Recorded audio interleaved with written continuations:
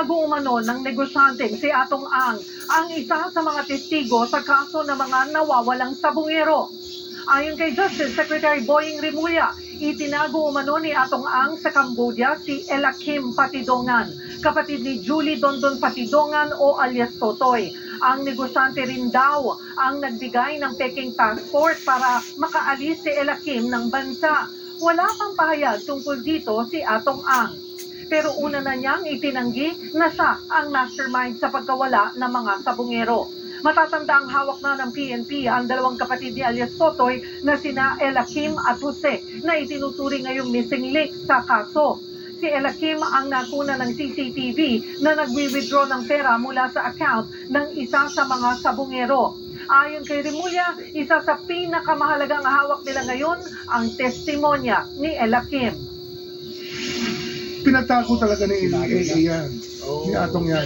Pinatago. Ang testimony niya, mabigat kasi directly niya nakita yung patayan ng 10. Yung 10 pinatay sa galing sa Santa Cruz at sa Lipa. Pero yung missing factor, was the fact na positive naman yung lake sa marami human remains, makes the theory very, very, talagang very credible.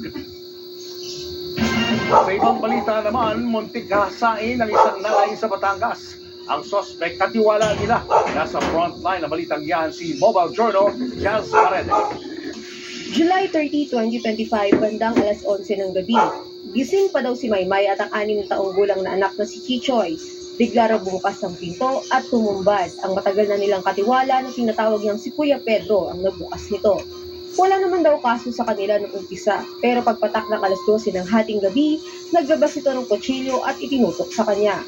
Itinutok na si tiyan niya ang kutsilyo pero nanlaban si Maymay. Aside from covering my mouth habang nagpupumiglas po ako, he was parang pinoforce na po niya tanggalin yung damit ko and yung shorts ko while pinupush niya po ako or hinihila niya po ako papunta sa bedroom. Pinilit ni Maymay na makaabot sa kanilang sala sa pag-asang maririnig ng mga kapitbahay ang paghingi niya ng tulong.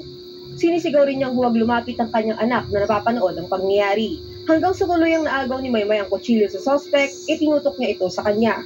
Dito na raw tumakbo ang suspect. Tumakas ito kung saan unang pumasok ang suspect sa kanilang CR na isa rin sa mga nirepair ng kanyang Kuya Pedro sa kanilang bahay. Agad silang tumakbo sa bahay ng kanyang pinsan, bit-bit ang kutsilyo. Nagtamo ng sugat sa ulo at kamay si Maymay, ang suspect na huli na at nakakulong sa Ibaan Municipal Station.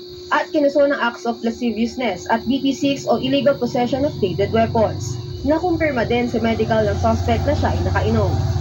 But I intend to have it changed or file for a graver offense kasi I believe na acts of lasciviousness is not what I think should have been filed against sa kanya or against him kasi I know na he attempted to rape me, he attempted to kill me. Sa ngayon, inaalala na lang niya ang posibleng trauma na idinulot ng insidente sa kanyang anak. Nagbabalita mula sa Frontline, Mobile Journal, Das Paredes.